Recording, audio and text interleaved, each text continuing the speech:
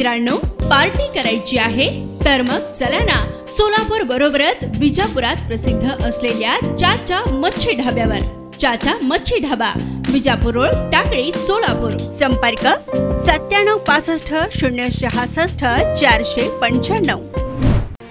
सध्या मुंबई पोलीस दलात एकच खळबळ उडालेली असून मुंबई पोलिसांच्या मोटर परिवहन विभागातील 8 महिला पोलिसांनी पोलीस उपायुक्त, 2 निरीक्षक, 3 कॉन्स्टेबल यांच्यावर बलात्काराचा आरोप केल्याचं पत्र शनिवारी सोशल मीडियावर प्रचंड व्हायरल झालंय। मात्र या प्रकरणात वरिष्ठ अधिकाऱ्यांकडून सारवासारव केली जात असल्याचं दिसून येते।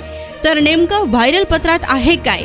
व्हायरल झालेल्या पत्रात असं काय दिसून आलं की मोटर परिवहन विभागातील 8 महिला कर्मचाऱ्यांची नावे आणि सह्या या पत्रावर आहेत। मात्र चालक म्हणून कार्यरत असलेल्या या महिला पोलिसांनी असं सांगितलं की पोलीस उपायुक्त आणि मोटार वाहन विभागाचे 2 पोलीस निरीक्षक आमच्यावर बलात्कार, लैंगिक छळ आणि भ्रष्टाचार करीत आहेत। याबाबत खुलासा करताना एक धक्कादायक बाबही उघडकीस आली।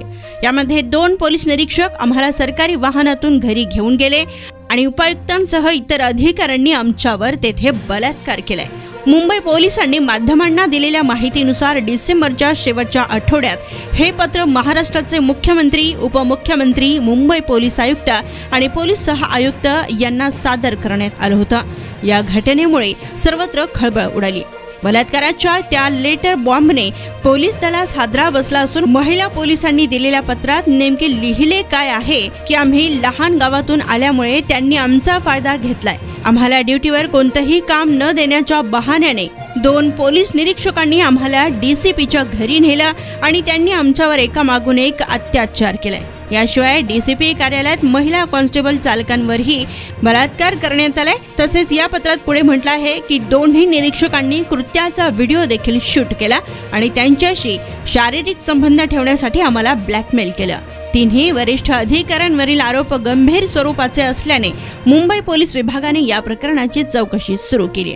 यावेळी सहाय्यक पोलीस आयुक्त एस जयकुमार प्रशासन म्हणाले की सुरुवातीला आम्ही बलात्काराच्या आरोपाची चौकशी करीत होतो, परंतु 8 महिला कॉन्स्टेबल चालकांना तपशिलासाठी विचारलं असता त्यांनी असं कोणतंही पत्र लिहिलं नसल्याचं सांगितलंय। त्यामुळे ते पत्र कोणी पाठवलंय या व्यक्तीचा शोध घेण्यात येत असून चौकशी संदर्भात अधिकाऱ्यांनी सांगितलं की प्राथमिक चौकशीत असं दिसून आलंय की हे पत्र माटुंगा येथून स्पीड पोस्टद्वारे पाठवलं गेलं। या सर्व बाबींचा विचार करता हे पत्र खरे आहे की बनावट हे देखील आता लवकरच स्पष्ट होईल।